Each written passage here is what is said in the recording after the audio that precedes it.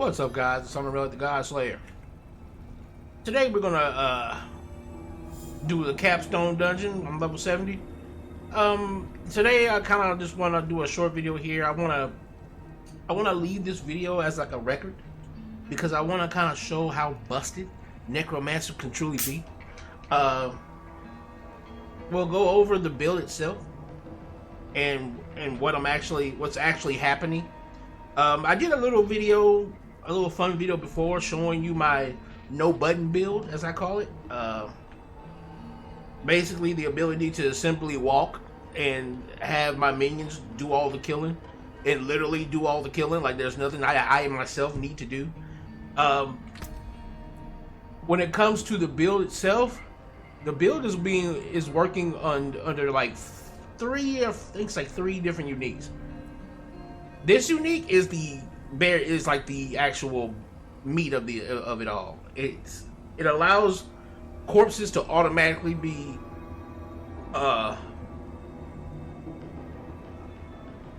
activated with corpse explosion, tendrils, and raised skeleton. And it gives me a +2 to all corpse skills. So what you're going to see me do in a second is I'm going to get rid of all of my abilities, but you're going to see that these three will stay on my bar, and that's because of this ring. Then I have the ring of Mindel. Every 6th attack, each minion is empowered, exploding for 12,391 damage. Then we have the Howl from below. Instead of detonating immediately, my corpse explosions will summon a volatile skeleton that'll run. It'll basically run towards enemies and then it'll explode. And it increases the damage by 37%, and that's multiplicative damage on top of that. Beyond that, I've got some other stuff here. To like, it kind of like juices with the minions and stuff like that. It brings the minions damage up. I get my skeletal mages to cast Blizzard every 8 seconds. My skeletal priest, which will automatically be cast because I'll keep doing the raised skeleton. And if you have max skeletons, when you do raised skeleton, it'll summon a skeletal priest that'll juice your minions up. So this will juice my minions up. And this will give my minions shadow damage. This of course allows me to have 2 extra skeletons and 2 extra mages. Again, that gives me a 64%, which is also multiplicative damage increase to my minions if they're alive for more than 10 seconds. This one here, the skeletal priest, also empowers me for 86% effectiveness. So these are what I'm rolling with. Now what I'm going to do is I'm going to go to... When it comes to the Book of the Dead, I sacrifice my golems. And I sacrifice them to get the 30% critical strike damage, because I don't really care for the golem. When it comes to what I have for my tree, I'm rolling with a glyph socket of control. And I have the rare node preservation. I have the rare node prime. And that's the starting node there. And the second one here, I have the glyph socket scourge. I have the rare node custody. I have the rare node puppeteer. I have the legendary node cult leader.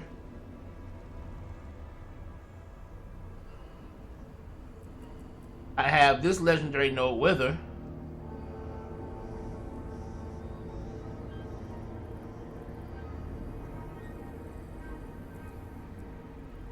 And right now I'm working towards, I can have this one, but I'm not working towards that at the moment. I'm actually going to work further up on here. But that's currently what I have for Paragon points. And these are, of course, my current stats at the moment. Now,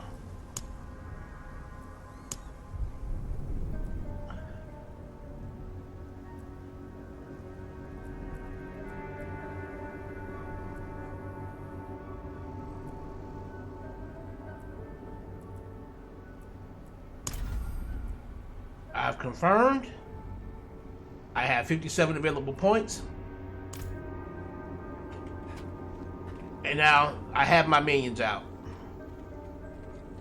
We are going to go do this capstone dungeon right here. Let's go.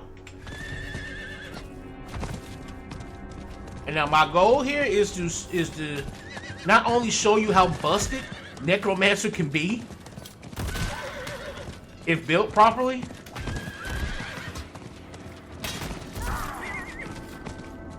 but I'm showing you a build that's not even complete. Again, I'm only level 70, and I still have more to do with this build.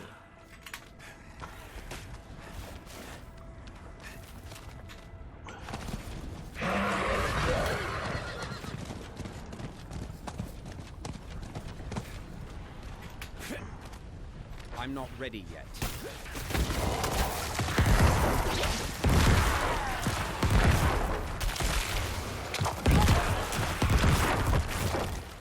Well, you can already see she's going down. Alright, we're gonna go in here. And again, we're just gonna walk. I'm not gonna cast anything. You're not gonna see me hitting any of the cooldowns. I'm just gonna walk, and I'll probably dodge to get out of the way of some AoEs. But I'm gonna take this cursor, put it over here. Cursed. This place is cursed.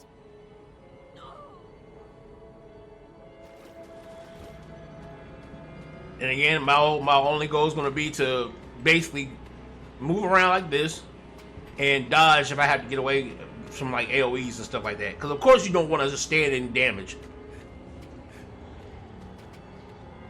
And of course if I gotta click stuff. Yeah, I might have to click stuff.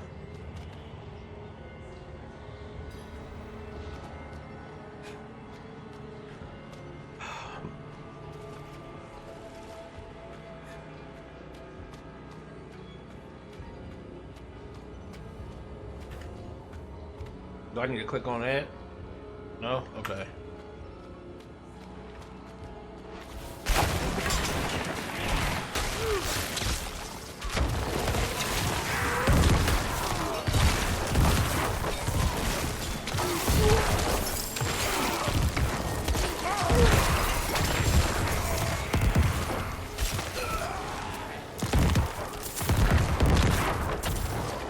And the sad part is I'm not even using the ability that turns my explosions, my corpse explosions, into actual like damage over time. These are just normal explosions. Like this build can even be even more dead. Could be even worse.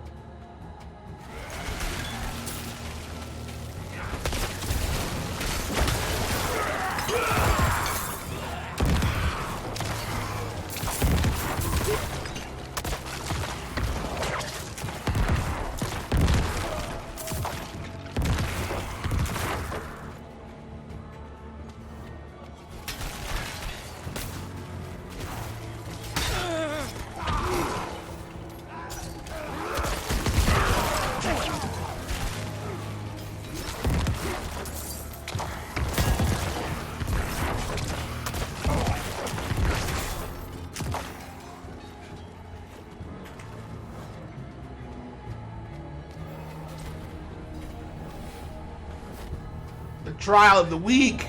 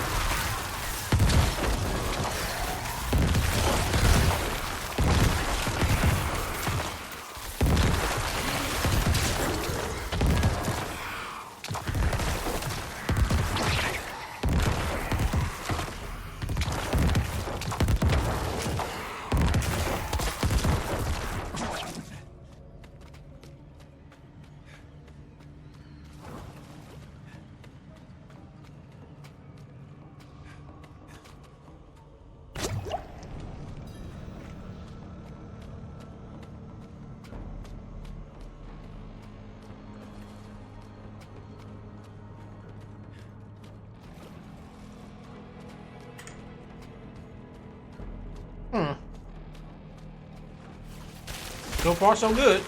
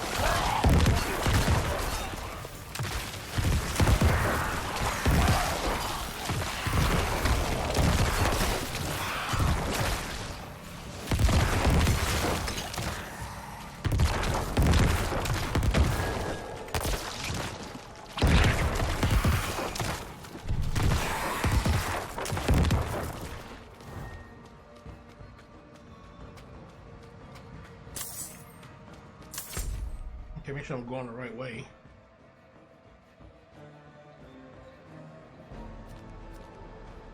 Ah, no, I'm not.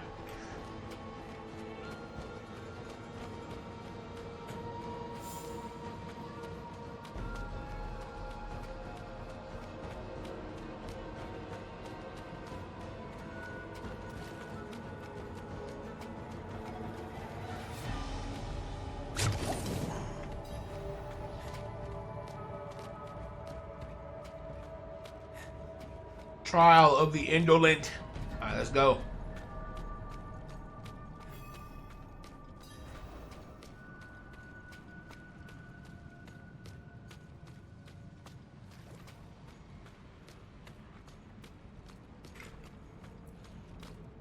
I thought that was a chest. Alright.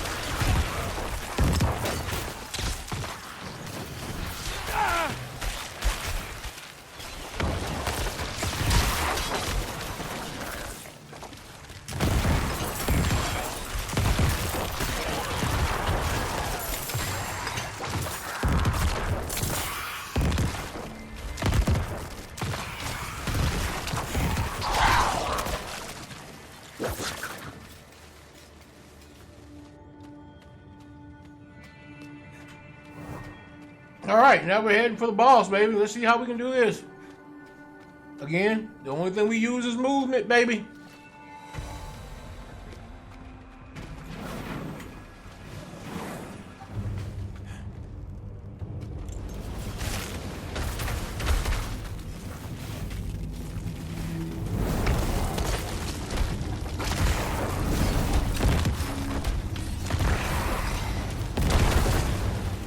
Ooh.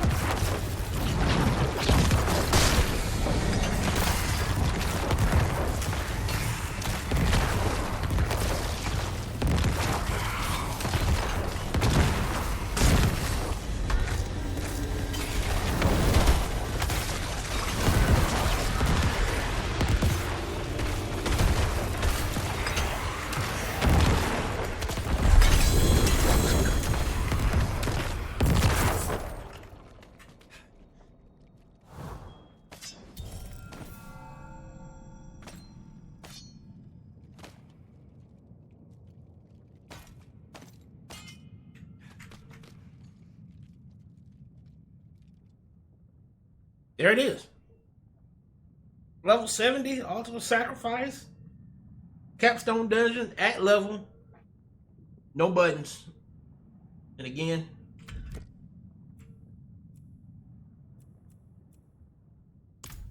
if we look at our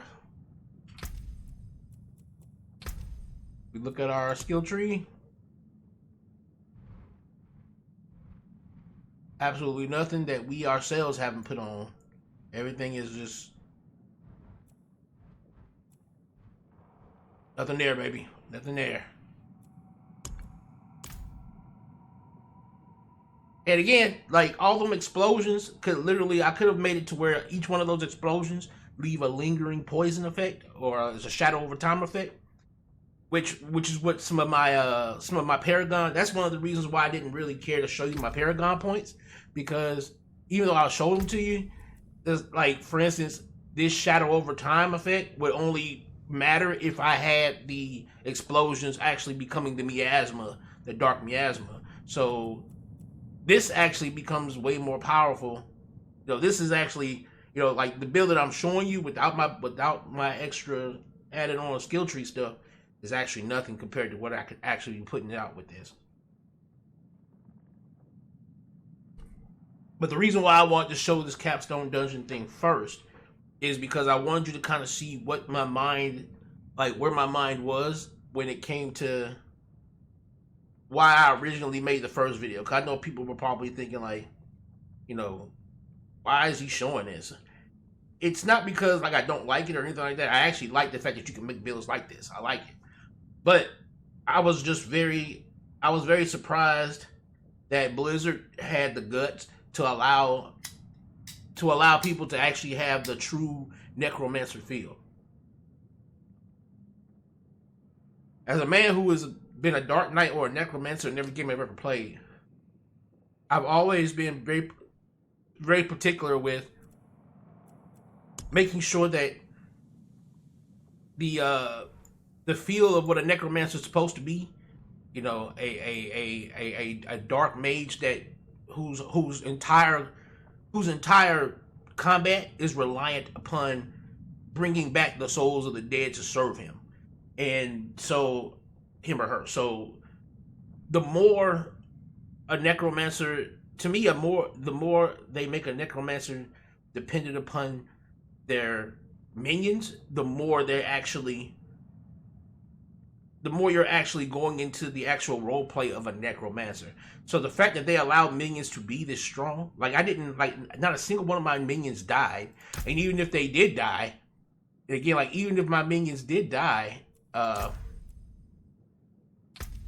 even if they did die, every second, every 1 second, a minion will get raised back up again. And you're probably wondering, well, where all these corpses are coming from, because some of these corpses aren't being killed. Because this is one thing I should have showed you guys too, is on the skeletal reapers have a 15% chance to carve flesh off enemies, forming a corpse. This is probably one of the biggest things that allowed the build to work as well. This and of course all the other things I showed you. Now when it comes to the skeletal mages, this right here is applying vulnerable to allow more damage to be outputted. And again, I'm not even using this build in its full form. And what I like about it is, again, when you're playing a game like this where, you know, you spend hours grinding, there could be times when like you might need to use the bathroom, or you might need to go run and, you know, take a phone call or something like that. I can literally leave my character in the middle of a field somewhere, and I can be very confident that wherever I've left him, when I come back, he'll be alive. You know what I mean? Because the character can technically play itself. And when it comes to like, that's another reason why, like in the previous video, I tested it in the Helltide, and I tested it against the way the Helltide, when it ramps up to its full blown extent, I wanted to see if I could do it there. And there, I didn't use the there I actually used the build with the actual damage over time, miasma, and I actually didn't have some of the gear that I have on now. So it kind of evened out because I didn't have some, like I didn't have this last time. I didn't have this, and I didn't have where is it at? I didn't have where is it at? This, and I didn't have this, I don't think, last time. So like it kind of evened out. But now with this stuff, it's gonna be like again, it's gonna be one of those builds where you can just literally walk through an area, you know. And if you notice, like as soon as I get within range of any kind of corpse, something's gonna start happening, you know. Something's gonna start happening. Something's gonna start getting cast. And what I'm planning on doing is I don't plan on keeping this build a no button build, but I am going to try. My aim is going to be to see if I can make no button builds with the other 4 classes, because I see that I can do it with a Necromancer. Now what I am going to see is if I can do it in Nightmare Dungeons. That's where I'm going to actually put this build to a test. I'm going to put this build to the final test if I can put it through Nightmare Dungeons that way. If I can get these minions to be able to handle Nightmare Dungeons like that, where I don't have to press any buttons whatsoever, now I won't go so as far as to say that, you know, I won't put points in my skill tree at that point. But I will see if I can actually get it to where the minions themselves will actually do all of the fighting for me. If I can do that, if I can get that, I'm going to see if I can do something similar with all the other classes. Now, it might not be completely like no buttons, but I will see if I can make some of these classes do certain things that they naturally probably shouldn't be able to do. You know, I want to see how far I can push like the mechanics of some of these classes. Because when I saw what I was capable of doing with this Necromancer, it really was interesting to me that Blizzard went from making us feel like crap to making us feel like gods. And to be quite honest, you know, in an ARPG where your whole goal is to slay countless demons, you should feel like gods. You should feel godly. And the fact that, you know, I guess you could say me being a Necromancer main, feeling like this lets me know that Blizzard is actually trying to go in a proper direction. You know, and it's good. It's good. Because again, the hardcore part of this game should be in its end game. It shouldn't necessarily be everywhere else, you know. And one thing I will say too is like I am glad that they did get rid of the like instant death, you know, spots on the ground and things of that nature. That's another thing that's probably helping out this build, is the fact that, you know, there's a lot of all of the cheap instant deaths are kind of taken out of the game, you know. But like, for instance, if you saw my previous video of the power of Necromancer, a lot of the times I had Fortify up. I had, like, you know, shields and like right here. I don't even have fortifications. I don't have health fortified or anything of that nature. I just got straight up naked health, you know. And so what I'm gonna do is I'm gonna put this video up, and I'm gonna let you guys know now in this video that there's gonna be a second video that's gonna come up, and